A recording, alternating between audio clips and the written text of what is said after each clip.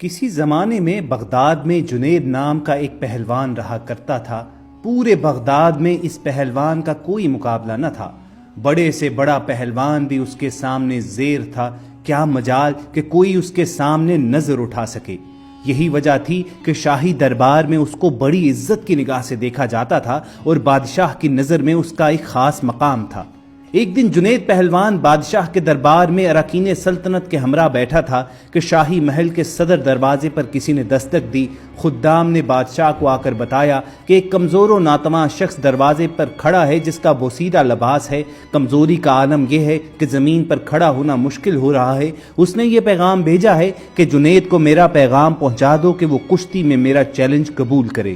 بادشاہ نے حکم جاری کیا کہ اس شخص کو دربار میں پیش کیا جائے۔ اجنبی ڈگمگاتے قدموں سے دربار میں حاضر ہوا۔ وزیر نے اجنبی سے پوچھا، تم کیا چاہتے ہو؟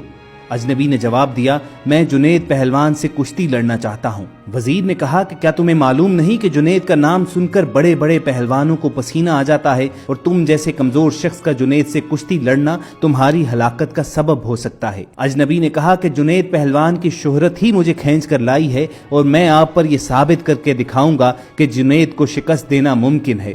جنید پہلوان بڑی حیرت سے آنے والے اجنبی کی باتیں سن رہا تھا۔ بادشاہ نے کہا، اگر اس سمجھانے کے باوجود یہ شخص بضد ہے تو اپنے انجام کا یہ خود ذمہ دار ہے، لہٰذا اس کا چیلنج قبول کر لیا جائے۔ بادشاہ کا حکم ہوا اور کچھ ہی دیر کے بعد تاریخ اور جگہ کا اعلان کر دیا گیا، اور پورے بغداد میں اس چیلنج کا تہلکہ مچ گیا۔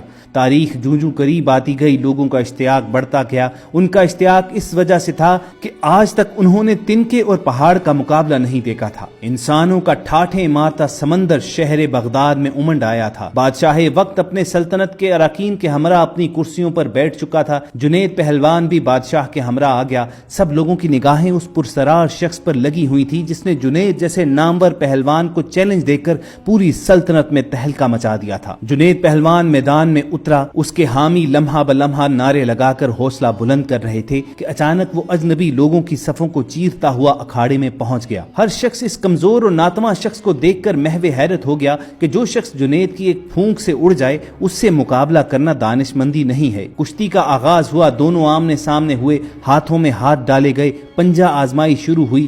اس سے پہلے کہ جنید کوئی داؤ لگا کر اجنبی کو زیر کرتا، اجنبی نے آہستہ سے جنید سے کہا، اے جنید، ذرا اپنے کان میرے قریب لاؤ، میں آپ سے کچھ کہنا چاہتا ہوں۔ اجنبی کی بات سن کر جنید قریب ہوا تو وہ اجنبی بولا، اے جنید، میں کوئی پہلوان نہیں ہوں بلکہ زمانے کا ستایا ہوا ہوں۔ میں آل رسول صلی اللہ علیہ وآلہ وسلم سے ہوں۔ میرا ایک چھوٹا سا کنبہ کئی دنوں سے فاقوں میں مبتلا جنگل میں پڑا ہے۔ خاندانی غیرت کسی سے دستے سوال نہیں کرنے دیتی۔ بڑی مشکل سے یہاں تک پہنچا ہوں۔ میں نے اسی امید پر تمہیں کشتی کا چیلنج دیا ہے کہ تمہیں حضور اکرم صلی اللہ علیہ وآلہ وسلم کے گھرانے سے عقیدت ہوگی۔ آج خاندان نبوت کی لاج رکھ لینا۔ میں وعدہ کرتا ہوں اگر آج تم نے میری لاج رکھ لی تو کل میدان حشر میں اپنے نانا جان سے عرض کر کے فتح و کامرانی کا تاج تمہارے سر پر رکھواؤں گا۔ اجنبی شخص کے یہ چند جملے جنید پہلوان کے جگر میں اتر گئے۔ اس کا دل گھائل اور آنکھیں اشکبار ہو گئیں۔ سید زادے کی اس پیشکش کو جنید نے فوراً قبول کر لیا اور اپنی عالمگیر شہرت، عزت و عظمت آل رسول صلی اللہ علیہ وآلہ وسلم پر قربان کرنے میں ایک لمحے کی تاخیر نہ کی۔ چنانچہ اجنبی شخص سے پنجہ آزمائی کا ظاہری مظاہرہ شروع ہوا۔ کشتی لڑنے کا انداز جاری تھا، پینترے بدلے جا رہے تھے۔ پورا مجمع جنید کے حق میں نعرہ لگاتا رہا۔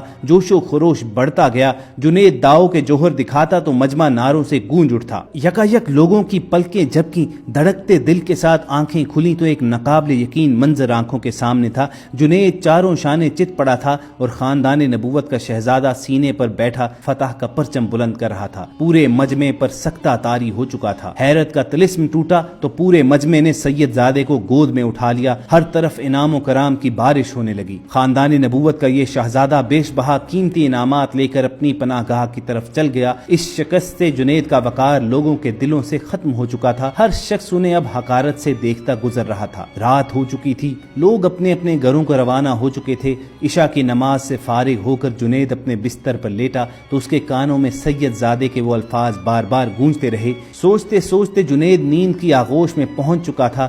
نیند میں پہنچتے ہی دنیا کے حجابات نگاہوں کے سامنے سے اٹھ چکے تھے۔ روضہ رسول صلی اللہ علیہ وآلہ وسلم کا سبز گنبد اس کی نگاہوں کے سامنے جلوہ گر ہوا، جس سے ہر سمت روشنی بکھرنے لگی۔ ایک نورانی ہستی جلوہ فرما ہوئی جن کے حسن و جمال سے جنید کی آنکھیں خیرہ ہو گئی۔ در و دیوار سے آوازیں آنے لگیں، الصلاۃ والسلام علیک یا رسول اللہ۔ جنید سمجھ گئے کہ یہ تو میرے آقا ہیں جن کا میں کلمہ پڑھتا ہوں۔ فوراً خواب میں قدموں سے لپٹ گئے۔ حضور اکرم صلی اللہ علیہ وآلہ وسلم نے فرمایا، اے جنید اٹھو، قیامت سے پہلے اپنی قسمت کی سرفرازی کا نظارہ کرو۔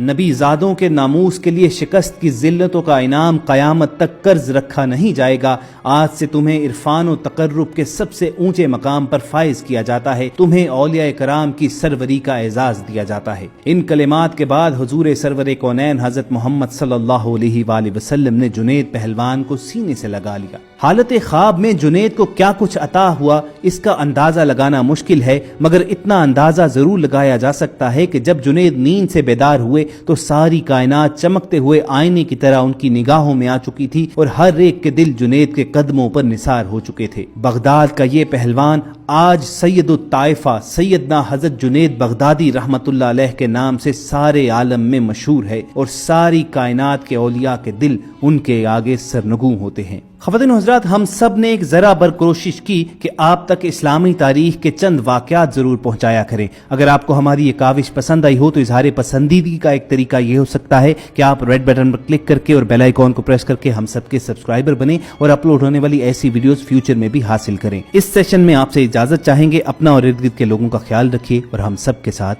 جڑے رہیے۔